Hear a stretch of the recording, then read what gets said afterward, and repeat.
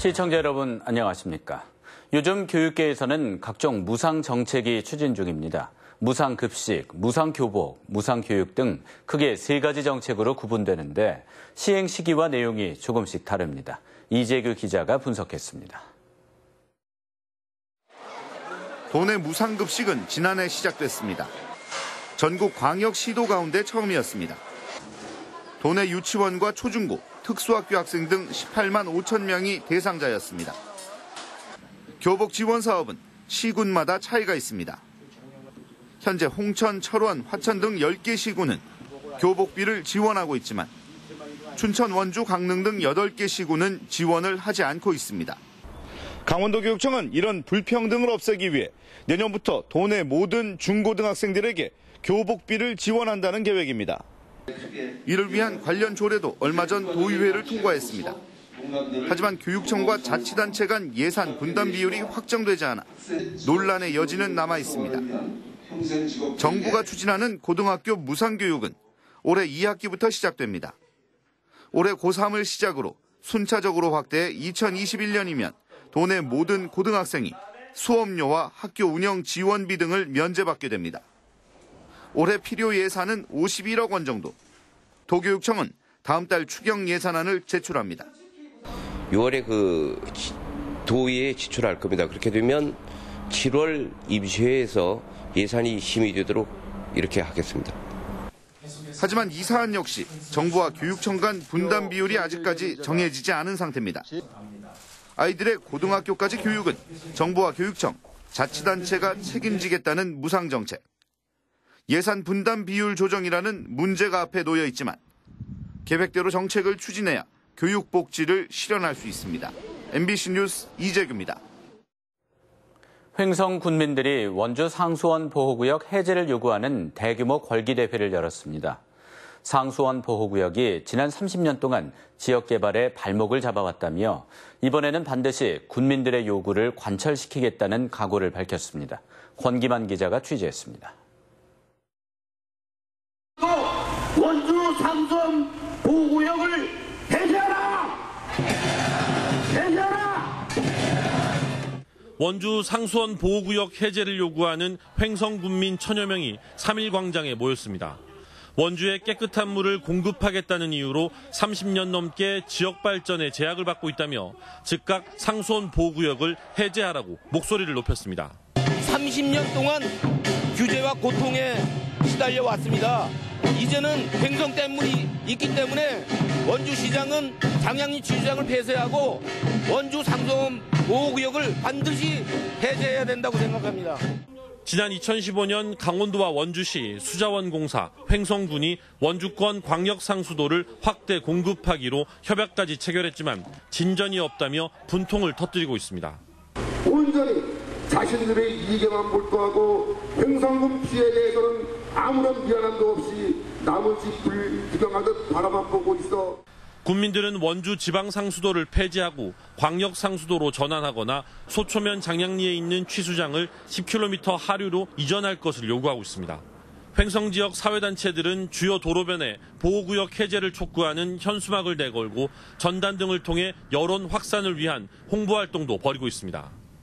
또 관계부처를 항의 방문하고 오는 18일 제2차 걸기대회를 여는 등 지역의 오랜 과제인 상수원 보호구역 문제를 이번에는 반드시 해결하겠다며 강력 투쟁을 예고하고 있습니다.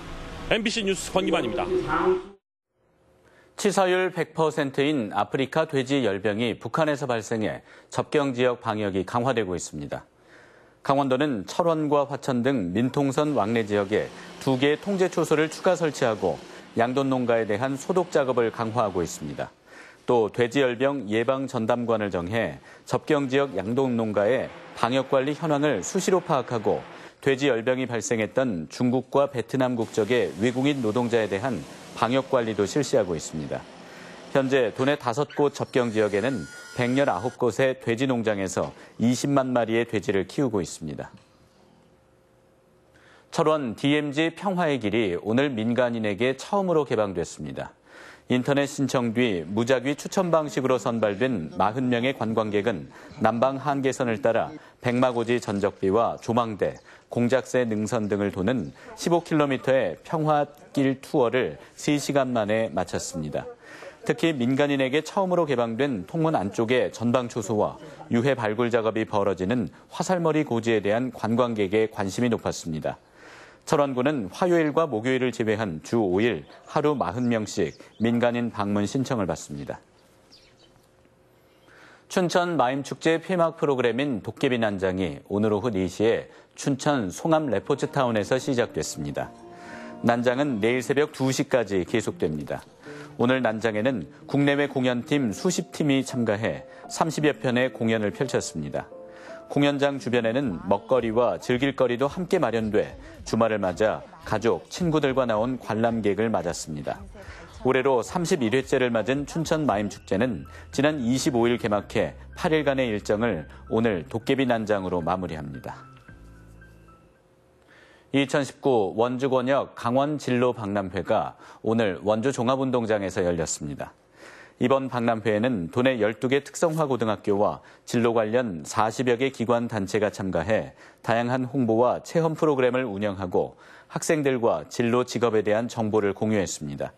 또 직업 전문가의 맞춤형 진로 상담 프로그램이 운영되는 등 학생들의 진로 설계 역량을 강화하기 위한 프로그램들이 진행됐습니다. 지난 4월 강원도의 광공업 생산과 건설 수주액은 전년에 비해 늘어나고 대형 소매점 판매는 감소한 것으로 나타났습니다.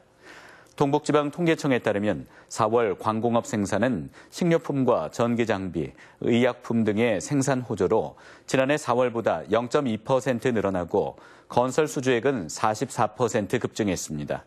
반면 대형 소매점 판매는 지난해 4월 대비 8.8% 감소했습니다.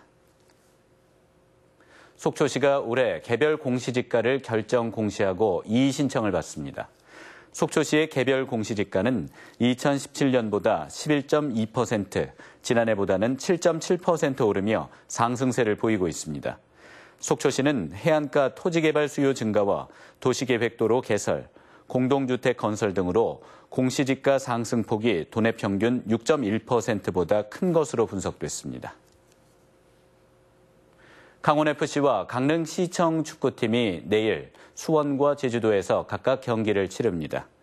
강원FC는 내일 저녁 7시 수원 월드컵 경기장에서 수원 삼성을 상대로 승점 쌓기에 도전합니다.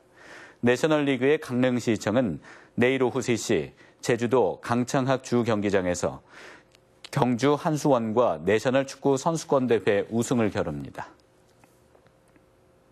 원주 단계동 장미공원이 새 단장을 마치고 오늘 준공됐습니다. 원주시는 32억 원을 들여 지난해 리모델링 사업을 시작했습니다. 뉴스를 마칩니다.